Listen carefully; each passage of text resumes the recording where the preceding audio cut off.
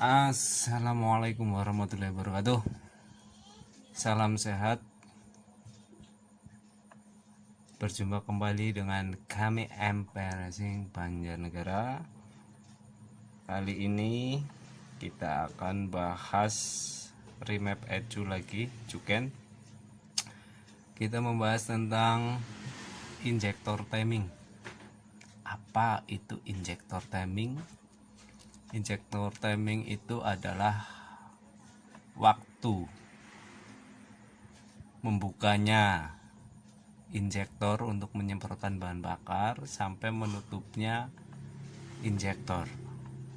Nah, itu ada waktunya, berapa derajat putaran kruk as. Bisa kita gambarkan di sini. Ini adalah gambaran putaran kruk as dari 0 sampai ini. Ya, ini adalah putaran kruk as. Oke. Langkah kerja, langkah buang, langkah isap, kompresi. Usaha, buang, isap, kompresi. Oke. Satu putaran 360 derajat, 720 derajat, 2 kali putaran. Oke. Untuk mengetahui base map yang sudah kita setting agar tepat waktunya,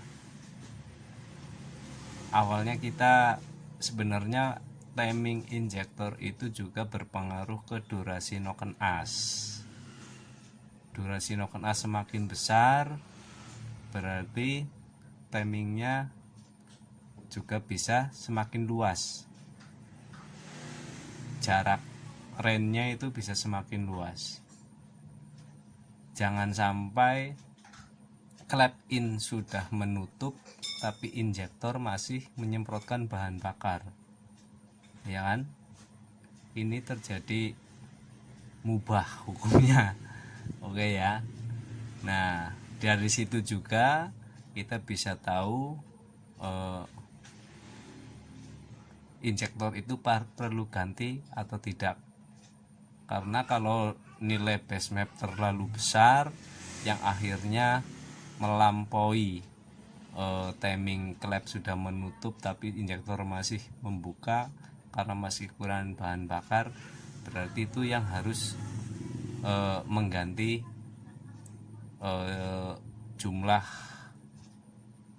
takaran per cc-nya yang dikeluarkan oleh injektor. Misalkan 150 cc, 160 cc, ya kan, per second.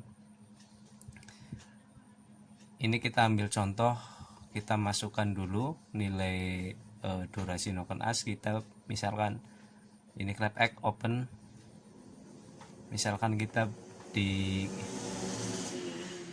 open kita contoh di 45, terus close nya misalkan 25, lalu opennya in kita bikin sama misalkan ya di angka 25 juga, lalu tutupnya di angka tutup close nya clap in ya, ini kita di angka 55. Berarti ini durasi noken as clap X 250 derajat, durasi untuk clap in 260 derajat, lamanya membuka.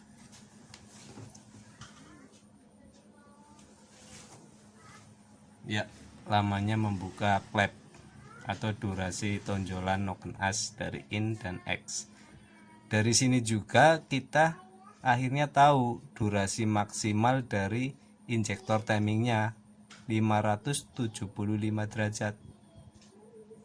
Nanti kita calculate Lalu ini nilai, misalkan kita pakai injektor yang 200 cc per secondnya kan ya, nanti nah di sini kita kelihatan ini adalah garis, ini adalah clap in sudah menutup, sedangkan clap in menutup di 585 totalnya ya kan, totalnya itu di sini. Ini clap in menutup, ini limitnya udah batas limit. Nah ini adalah angka base map ya, ini angka base map, dan ini 360. Ini awal injektornya ini menyemprot. Nah ini adalah clap X membuka. Ini clap X mulai membuka, usaha terakhir, angka akhir usaha mulai, lalu buang. Nah garis ini adalah clap in. Clap in membuka, langkah bilas, ini adalah langkah bilas atau overlap. Nah 360 derajat ini berarti kan piston berada di titik TMA langkah bilas.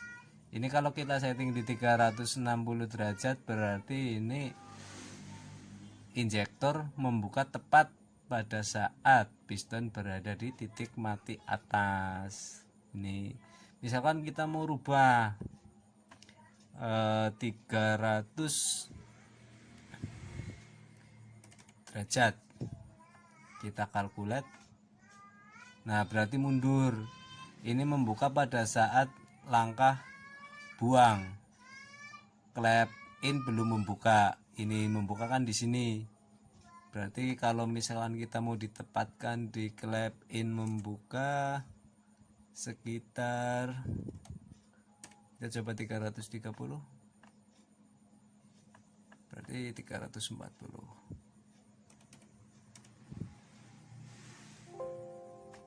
Oke, 140 kalkulat, kelebihan sekitar 335. Nah berarti ini bareng dengan clap in mulai membuka. Ini membuka.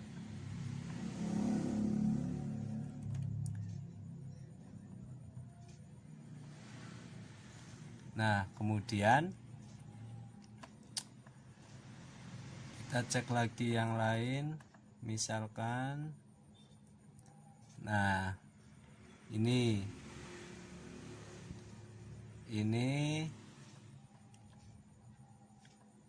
misalkan kita ini kan tidak sampai melebihi clap in menutup, ini masih bagus, masih bisa. Nah misalkan kita setting yang di 0, nah di 0 ini seperti ini, berarti ini dari titik mati atas langkah kerja ini sudah mulai menyemprot,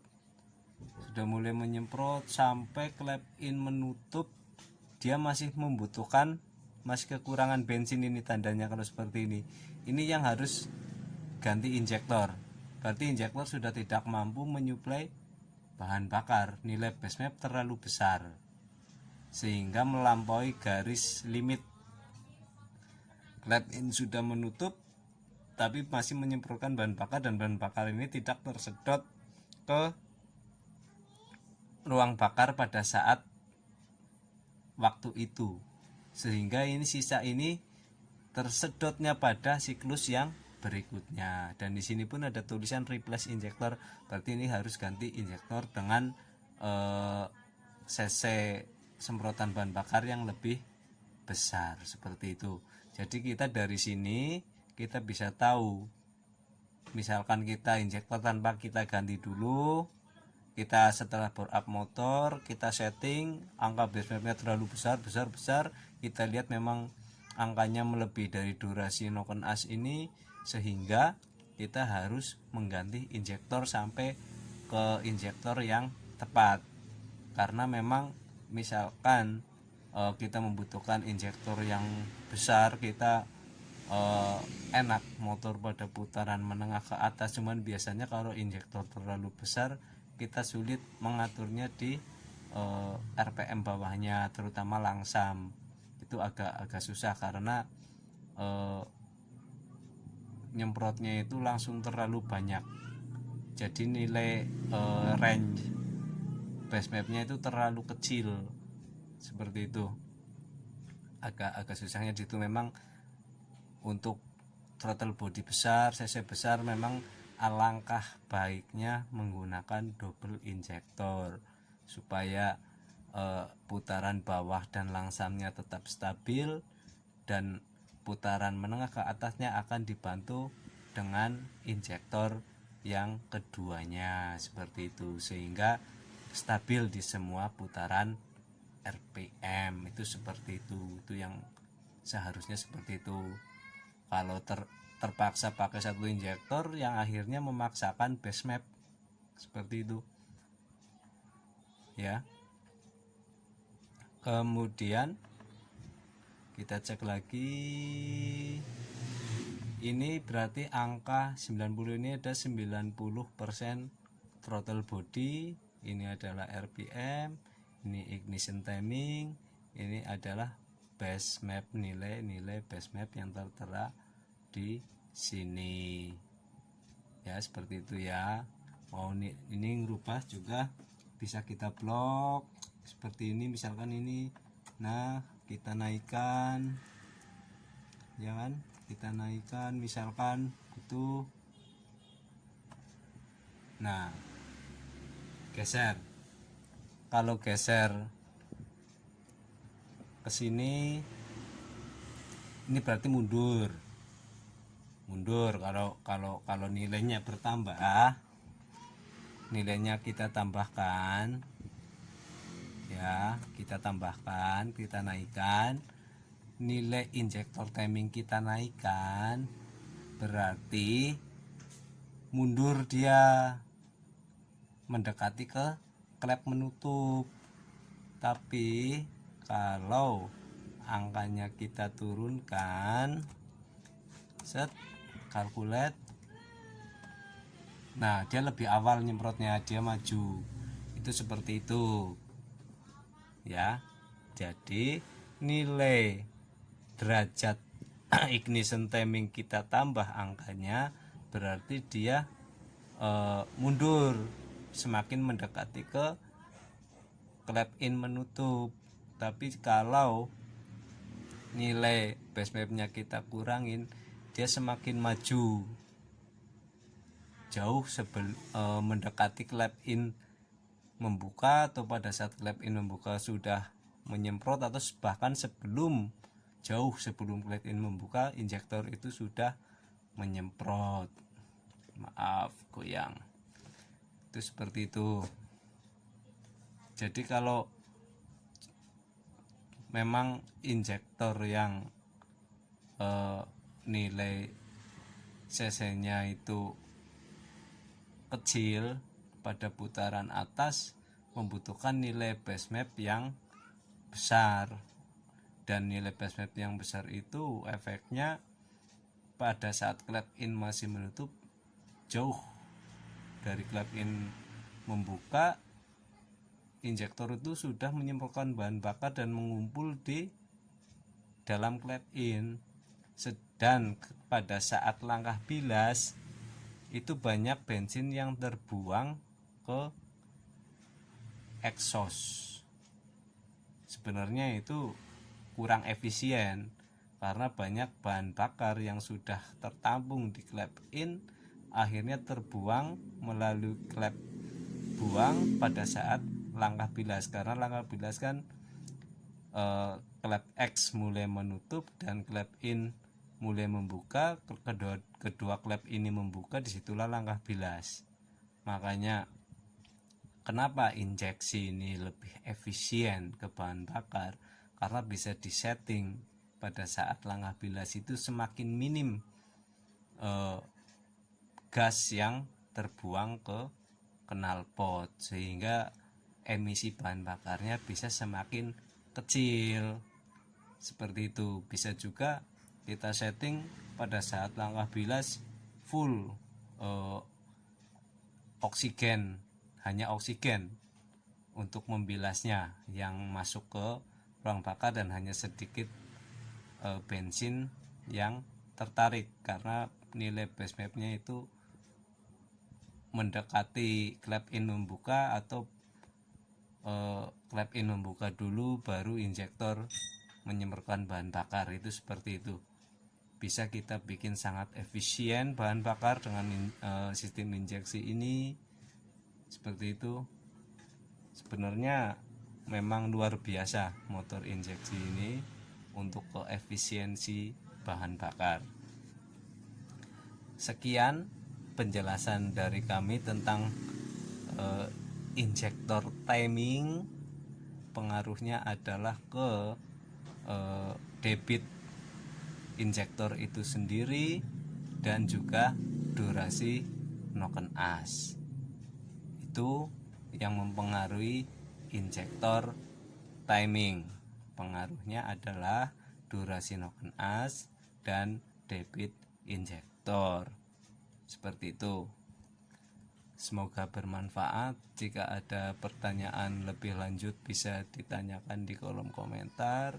Jangan lupa like, subscribe-nya, tetap dukung channel kami agar tetap bisa berkembang. Ya, sekian, terima kasih. Kalau mungkin ada pertanyaan lebih lanjut silahkan tulis. Semoga nanti saya bisa jawab atau kita bikin video lanjutan untuk penjelasan lebih lanjut. Sekian, terima kasih. Wassalamualaikum warahmatullahi wabarakatuh.